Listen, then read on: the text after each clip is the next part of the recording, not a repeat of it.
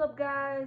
Went super retro with the hats tonight. I think it might have been my dad's, but it's top 5 Saturday. I missed the deadline by about a couple minutes, but I thought of a really cool list that I couldn't help myself. So the top 5 wow things that happened during the Braves' magical run to the World Series championship.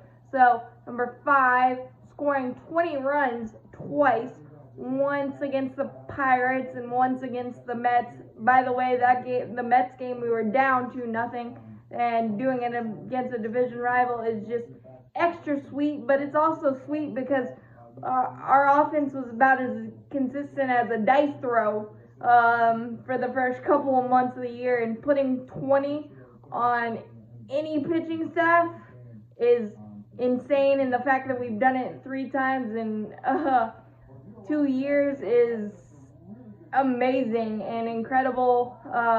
The pieces that Alex Anthopoulos has been able to put together, and just it's insane. So that's why that's number 5.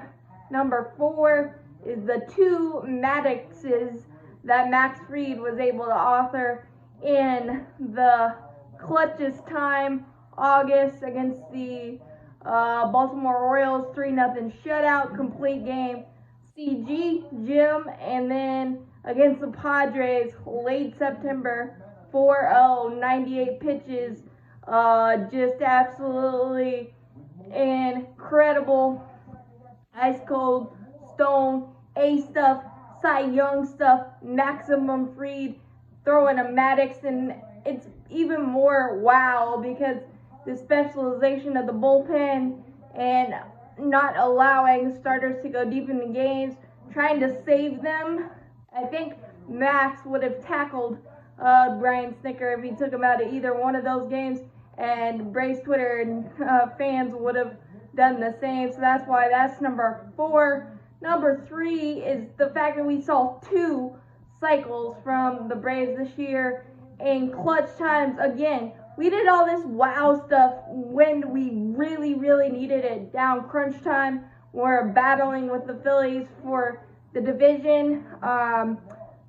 The Freddie Freeman's second cycle was against the Marlins. That was the crazy, we're up 11-2, and then it came 11-10, and bases, or 11-9, bases loaded, 2 outs for Alex Jackson, and Will Smith struck him out to end it. But Freddie Freeman getting 2 cycles is just so Freddie Freeman, and the fact that he did it in 7 innings was even more impressive. He crossed up the defense on his triple, sneaky speed, and just we needed every single one of those. And then Eddie Rosario pulling something you will never see again. I will put $1 million bajillion if you see it again. A cycle on 5 pitches with the last, I think it was like the last weekend of September, right before we played the Phillies in that last series. Cycle on 5 pitches, just absolutely incredible. Eddie Rosario was Babe Ruth that last couple of months, and exactly what we needed and when we needed it. But 2 cycles and 1 cycle on 5 pitches, just absolutely incredible, and why you say I love baseball. So that's why that is number 3. Number 2, going back to Eddie Rosario, turning into Babe Ruth, that entire Dodgers series, a Braves franchise record, 14 hits, most in a single series. And to say that it's Eddie Rosario instead of a franchise that had Chipper Jones, Andrew Jones, Ryan Klesko, David Justice, all of those Mount Rushmore type of hitters, and Eddie Rosario capped off his 14 hits with that 3-run go-ahead missile off of Walker Buehler.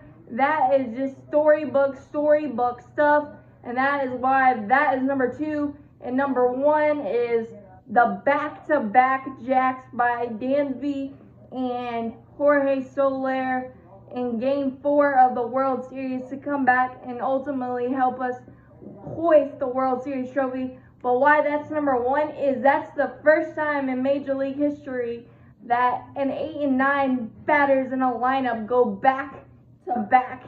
The first time in history. Baseball's been around since the dark ages. I don't know. It's been around forever, and you got Babe Ruth, you got